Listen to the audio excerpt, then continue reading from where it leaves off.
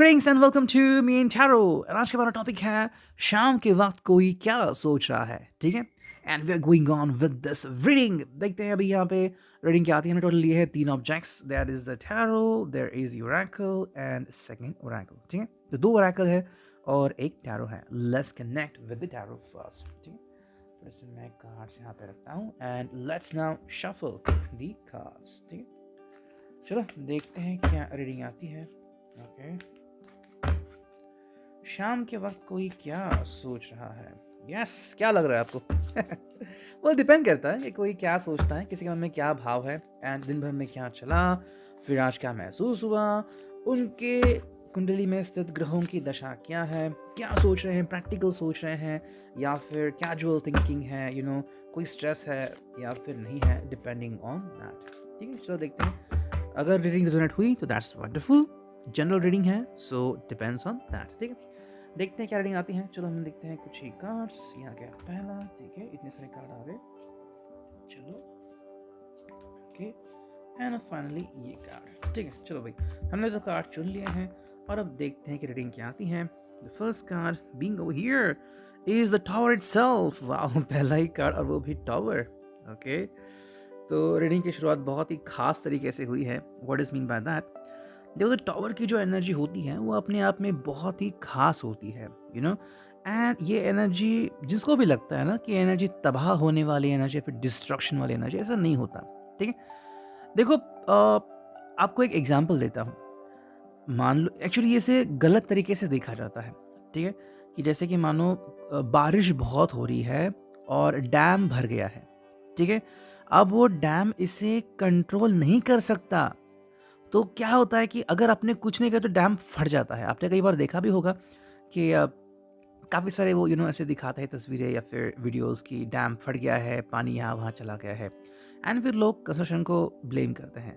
लेकिन अगर हम रियल लाइफ की बात करें, रियल लाइफ की, तो कभी कभी हमें इतना स्ट्रेस होता है ना, आपको समझ में आता है कि भाई किसी को इतना आनंद हुआ कि उसे अटैक आ गया, किसी को इतना दुख हो गया कि वो डिप्रेशन में चला गया। ये जो बात है ना, ये धड़ाम से होने वाली चीज़ें हैं।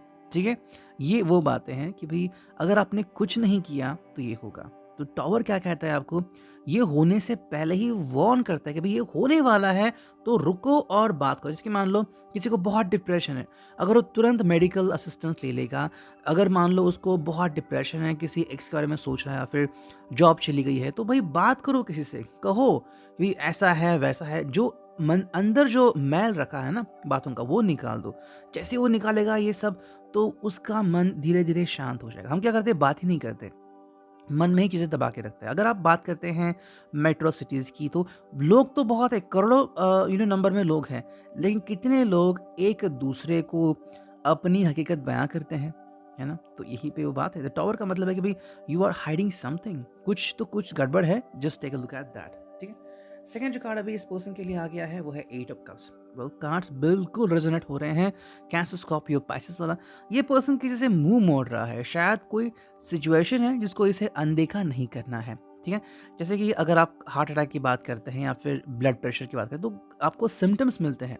अगर आपने तुरंत एक्शन नहीं ली तो कुछ भी हो सकता है। सिमिलरली 8 ऑफ कप्स का मतलब है कि कहीं ना कहीं कोई चीज़ है जिसको अटेंशन देना बहुत ज़रूरी है। ठीक है, या तो कहीं पे फाइनेंशियल प्रॉब्लम हो सकती है या फिर कहीं पे मेडिकल इमरजेंसी है, और ये पर्सन अगर ध्यान नहीं दे रहा है किसी भी वजह से, तो इसके लिए क्या इंपॉर्टेंट है?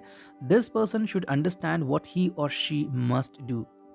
ओके, अगर वो सही तरीके से, ठीक तरीके से वो चीज़ें करते हैं तो उन्हें कोई भी दिक्कत पहली बात तो नहीं आनी चाहिए, और अगर आती हैं तो उसके पीछे कोई ना कोई वजह ज़रूर होगी। तो this person should not ignore it. ठीक है, नेक्स्ट कार्ड यहाँ पे आ गया है वो है 2 ऑफ सॉर्ड्स।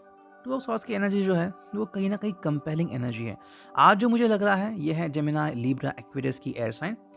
इस पर्सन ने ध्यान देना चाहिए लेकिन वो ध्यान नहीं दे रहा है। देखो, 2 ऑफ सॉर्ड्स में क्या आता है कि कभी कभी जैसे कि मान लो कि किसी को आपकी सख्त ज़रूरत है। ओके, अब हम इसे इमोशनल नीड कहते हैं। वहीं पे एक तरफ आपकी बॉस हैं जिनको आपकी ज़रूरत है, या फाइनेंशियल नीड कह सकते हैं आपकी, कि अगर आप वहाँ पे नहीं गए तो आपकी सैलरी कट हो सकती है, वॉटेवर। तो क्या आप करेंगे? अपनी फाइनेंशियल नीड कंप्लीट करेंगे या किसी की इमोशनल नीड कंप्लीट करेंगे? दोनों में कंपैरिजन हो ही नहीं सकता, कि अगर आप कंपैरिजन करते हैं तो ये बहुत ही गलत कंपैरिजन होगा। यूँ कंपैरिजन हुआ कि आप भारत में गाड़ी चला रहे हैं और आप यूएस में गाड़ी चला रहे हैं, दोनों में कितना फ़र्क है ना? तो उसी तरीके से यहाँ पे जो चीज़ें हैं इसको इस पर्सन को डील करना होगा। जैसे कि मान लो अगर आप रिश्ते की ही बात कर रहे हैं, तो कोई अगर इनका एक्स बन चुका है और आप इनके प्रेजेंट हो, तो दोनों में कंपैरिजन हो ही नहीं सकती। भाई कोई एक्स बन चुका है मतलब कोई इनकी ज़िंदगी में था, बातें की और अब वो चला गया है। अब उनकी यादों में रहने से क्या फ़ायदा? और अब जो आप उनके ज़िंदगी में हो तो आपके बारे में सोचना चाहिए, बल्कि ये किसी और के बारे में सोच रहे हैं तो फ़ायदा क्या? आप खुद ही सोच लीजिए, ठीक है? नेक्स्ट जो कार्ड यहाँ पे आ गया है वो है स्ट्रेंथ।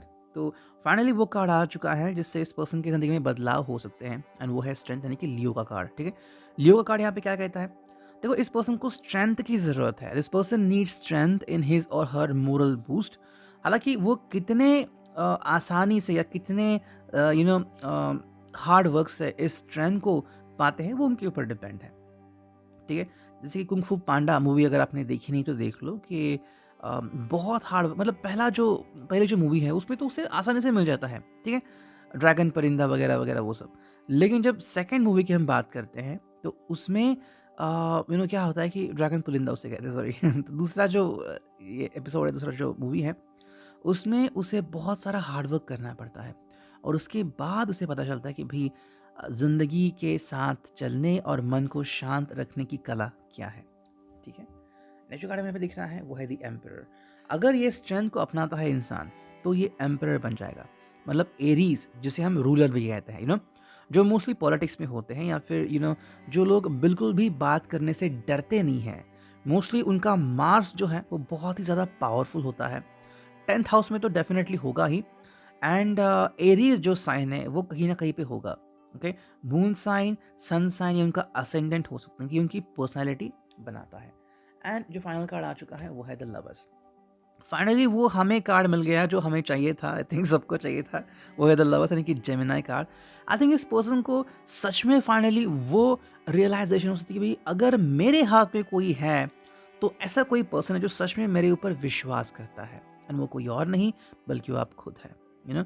तो यहाँ पे देखो इंटीमेसी वाले मोमेंट्स भी आज आ सकते हैं। मान लो ये पर्सन बहुत ही ज़्यादा तकलीफ में है, बहुत ज़्यादा दुख में है, what ever it could be, कहीं ना कहीं पे भड़ास निकालनी है, अगर ड्रिंक करता है, स्मोक करता है, कहीं ना हो सकता है ये करे ना करे, बातें करे या फिर यूं ही बस जस्ट वॉक करे, लेकिन अल्टीमेटली अगर उसे पता चलता है कि भाई somebody is there who think about him और हर, और वो आप है, और अगर आप उनके डिस्टेंस में हो, आप मिल सकते हो, यू आर मैरिड और whatever, you could have some intimate moments as well. नहीं है तो आप एटलीस्ट फ़ोन पे बातें कर सकते हो एंड कह सकते हो I am sorry, I did not realise that you are my real asset. आप ही हो जो उनके लिए काफ़ी इंपॉर्टेंट थे, ठीक है? ये हो गया रिगार्डिंग द टैरो, इसको रखते हैं साइड में and let's connect with this Oracle, ठीक है? करते हैं कार्ड्स की शफलिंग। हम ट्रेडिशनल तरीके से कार्ड्स को चुनते हैं, ठीक है? चलो देखते हैं क्या रीडिंग आती है। देखो ये रीडिंग ऐसी करनी बहुत इंपॉर्टेंट होती है क्योंकि रीडिंग में हमें बहुत कुछ सीखने को मिलता है लेकिन हम उसे सीखते नहीं हैं, ठीक है? तो देखते हैं कि उनकी सोच की गहराई हम नाप सकते हैं क्या, ठीक है? चलो देखते हैं क्या रीडिंग आती है। Well the first card over here, ये क्या है? Sit and be still. देखो ये रीडिंग उनके आ गया है, सिट एंड बी स्टिल, मतलब इनको शांत रहने की ज़रूरत है। जैसे मैंने कहा कि कभी कभी मन बहुत उत्तेजित होता है। आप सवालों के जवाब तभी ढूंढ पाते हो जब आपकी नज़र तेज़ हो सकती है, अगर आपकी नज़र यहाँ वहाँ घूम रही है, जैसे कि मान लो कॉलेज में या फिर आपके स्कूल में कुछ ना कुछ लेक्चर चल रहा है और आपका मन तो घर में है, लड्डू बन रहे हैं, क्रिकेट की मैच चल रही है, तो आपका ध्यान नहीं लगेगा। तो यही उनके लिए है कि be stand and be still and be true to yourself. अपने आप को संवारो, क्या है आप खुद वो ढूंढो, ये आपको कोई और नहीं बता सकता, ठीक है? सेकेंड जो कार्ड है वो है ये रिगेन योर पर्सनल पावर। अब रिगेन योर पर्सनल पावर का मतलब क्या है कि देखो ये पर्सन रियल में क्या चाहता है, रियल में उसे क्या, देखो काफ़ी सारे लोग हैं जो सपने देखते हैं, ठीक है? और सपनों का मतलब कभी भी ये मत लेना कि बहुत सारा पैसा और बहुत सारा ये, देखो वो बस एक सीढ़ी हो सकती है लेकिन वो गोल नहीं हो सकता। जैसे कोई अगर कहता है कि मुझे फायर फाइटर होना है, वो उनका गोल है, कोई कहता है कि मुझे एस्ट्रोनॉमर होना है, वो इनका गोल है। लेकिन कोई कहता है कि हाँ भाई, मैं तो अभी जॉब कर रहा हूँ, बहुत अच्छे पैसे मिल रहा है, ये उनका गोल नहीं है, ये उनकी सीढ़ी है। ठीक है, क्योंकि पैसा तो आता रहेगा, जाता भी रहेगा। ओके, तो यहाँ पे क्या बात है कि रिगेन योर पर्सनल पावर। देखो, आप सच में क्या सोचते हो, क्या लगता है आपको, आपकी सोच कैसी है एंड आपकी सोच को कहाँ पे लेके जाएगी, ये चीज़ें काफ़ी इंपॉर्टेंट है। और अगर आप इसके ऊपर सच में वर्क करते हो तो चीज़ें सही मायने में हो सकती हैं, बस आपको थोड़ा सा अटेंशन देने की ज़रूरत है। अब रिगेन योर पर्सनल पावर का मतलब है कि देखो, you can do something better than what you are today, है ना। तो अगर कोई ऐसी चीज़ है जो आपको तकलीफ दे रही है या फिर अंदर से आपको सहज नहीं लग रहा है, तो भाई छोड़ दो उसके बारे में सोचना कुछ वक्त के लिए, है ना। पहले खुद के बारे में तो सोचो। जैसे कि मान लो आपको भूख लगे तो पहले खाओ कुछ, तो रिलैक्स हो जाओ, बाद में काम करो, है ना। नेक्स्ट कार्ड यहाँ पे आ गया है, वो है life is rarely black and white. Yes, यहाँ पे हमें क्लियरली आंसर मिल चुका है। देखो, ज़िंदगी में हमें कभी लगता है कि चीज़ें मतलब वैसी हैं जो हमें दिखती है, फिर जैसे कि बचपन में हमें हमारे पेरेंट्स कहते थे कि भाई सब कुछ ठीक हो जाएगा। जब हम बड़े हो जाते हैं तो पता चलता है कि ऐसा नहीं होता। एंड मेट्रो सिटीज़ में जहाँ पे एक बार इंसान घर से बाहर निकल जाए, गारंटी नहीं होती कि वो इंसान लौट के वापस आएगा। काफ़ी सारी चीज़ें रिस्पॉन्सिबल होती है। तो यहाँ पे क्या है, life is rarely black and white, मतलब चीज़ों को आप इस तरीके से देख ही नहीं सकते। चीज़ें कैसी हैं एंड कैसे आपको नज़र आएंगी, वो सब डिपेंड करता है। एक दो कार्ड और देखते हैं, या क्या कार्ड, एंड इसमें क्या लिखा है, take action if it's necessary. अगर ज़रूरत है तो ही आप कुछ कर सकते हैं। मतलब कि मान लो किसी ने आपको चिल्लाया, चाहे आपके बॉस हो या फिर कुछ और हो, एंड आपको सही नहीं लगा, या फिर आपका कोई क्लाइंट है और वो आपसे बदतमीजी से पेश आ गया, ठीक है, खुद से सवाल पूछो, क्या ये हमेशा होता है? हाँ, होता है। क्या आपको इसकी आदत है? हाँ, आदत है। तो अभी क्या गुस्सा कर रहे हो? ठीक है, देखो, अगर आप अभी गुस्सा करोगे तो शायद आपकी जॉब चली जाएगी या फिर आपका बिजनेस ठप हो जाएगा। तो इससे अच्छा है कि उसने बस 2-4 सेंटेंस कहे और कुछ नहीं है, वो भी शायद कहीं पे तकलीफ झेल रहा है। अब आपकी जितनी मैच्योरिटी उस पर्सन को तो है नहीं, तो क्यों उसकी और अपनी बराबरी कर रहे हो? ये तो यूँ हो गया कि आप कुएं का मेंढक और जो एक है ना कहानी कि वो मेंढक को किस करते हैं, वो मेंढक राजकुमार बन जाता है, उसकी कंपैरिजन कर रहे हो ही नहीं सकती। ठीक है, एंड एक फाइनल कार्ड देखते हैं। ठीक है, ये क्या है इस ओरेकल से, ये है देयर इज लव हियर, प्यार यहीं पर है, बस आपको ढूंढने की जरूरत है। तो ये पर्सन प्यार ढूंढ रहा है अपनी जिंदगी में, लेकिन उसको मिल नहीं रहा है। अब चीज़ें हो सकती है अलग अलग तरीके से, जैसे कि मान लो प्यार का मतलब है कोई इनको समझे, अंडरस्टैंड करे। It's not about physical love, it's about understanding, या फिर जिसे हम मैच्योर लव कह सकते हैं।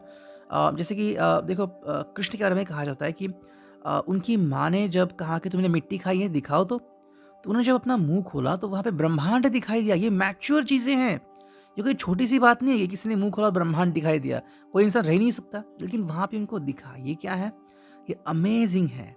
ओके, और जब उनको पता लगता है कि एक साक्षात भगवान उनके सामने है और उनके बेटे बन के आए हैं, तो देखो कितना उनको मतलब अमेजिंग लगा होगा, जस्ट इमेजिन। तो उसी तरीके से हमें बस इस बात के बारे में सोचना है कि भाई हमें प्यार मिल रहा है तो हम उसे क्यों ना एक्सेप्ट करें, है ना। बात बस ये हो रही है कि शायद से प्यार मिलने में देरी हो गई, कोई आपसे शायद कन्फेस नहीं कर रहा है प्यार, या थिंक इनके साथ हो रहा है, तो शायद इससे भी ये थोड़े से तकलीफ में हो सकते हैं। ठीक है, एंड अब देखते हैं फाइनली ये ओरेकल। ठीक है, ये तो बहुत बड़े कार्ड्स है, इसलिए हाथ में फिट नहीं बैठते। ठीक है, देखते हैं यहाँ पे रीडिंग क्या आती है। हम सिर्फ 2 ही कार्ड लेंगे। ठीक, ये आ गया पहला, फाइनल देखते हैं दूसरा कार्ड। ठीक है, देखते हैं रीडिंग क्या आती है। देखो, जो पहला कार्ड यहाँ पे आ चुका है वो है universal love number 44। Okay, the frequency of universal love activates the connection we feel to each other, to our planet and to the whole of existence itself. Universal love का मतलब है कि एक दूसरे को पहचानो। ठीक है, देखो कभी कभी शिकायतें होती है, किसी का धक्का लगा और आपको बुरा लगा, दिन खराब गया, होता है, लेकिन असल में क्या बात है जो आपको एक दूसरे से जोड़ती है। किसी को पौधे पसंद है, किसी को जानवरों से प्यार है, किसी को पंछी पसंद है, किसी को पानी से प्यार है, किसी को नेचर से प्यार। ये क्या है, ये हमारा ही एक तरीका है जिंदगी जीने का। हम सभी कनेक्टेड हैं, है ना। और अगर एक भी तकलीफ में आ गया, सब तकलीफ में आ जाएंगे। इसलिए क्या कहा, यूनिवर्सल लव। आई थिंक ये पर्सन यूनिवर्सल लव ढूंढ रहा है, कोई ना कोई तकलीफ झेल रहा है, इसको बस शांत होने की ज़रूरत है। थोड़ा सा मेडिटेशन करे, थोड़ा सा शांत हो जाए, कहीं ना कहीं अगर पॉडकास्ट सुन रहा है या फिर ऑडियो बुक सुन रहा है तो काफ़ी बेहतर ये महसूस कर सकता है। फाइनल जो कार्ड आ गया है वो है कंसेप्शन नंबर 16।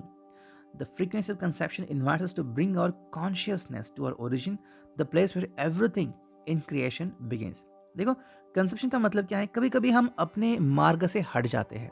ठीक है, कंसेप्शन मतलब जैसे कि देखो, भगवान है और भगवान के ऊपर बिलीव करो, ये जो चीज़ें हैं ये कहीं ना कहीं आप उसके ऊपर क्वेश्चन भी उठा सकते हो कि भगवान है तो मुझे मदद करने के लिए क्यों नहीं आया।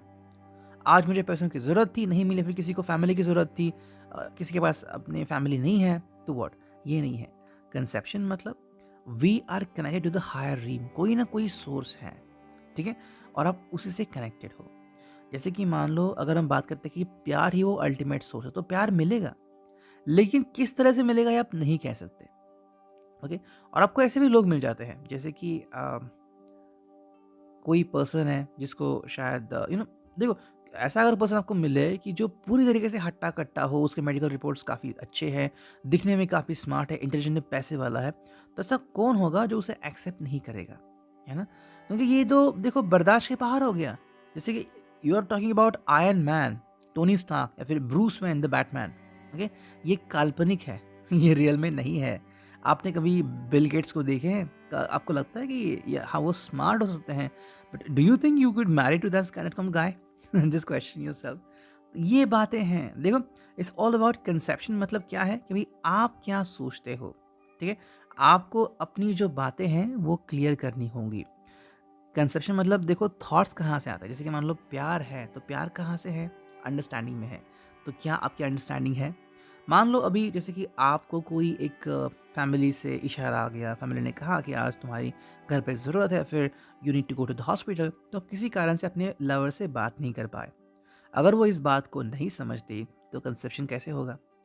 अगर इस बात को समझते हैं तो समझ जाएंगे भाई प्यार है और प्यार बढ़ता रहेगा, बस मुझे किस बात की ज़रूरत है, तो वो है अंडरस्टैंडिंग की। इतना रीडिंग आप, इट वाज थैंक यू।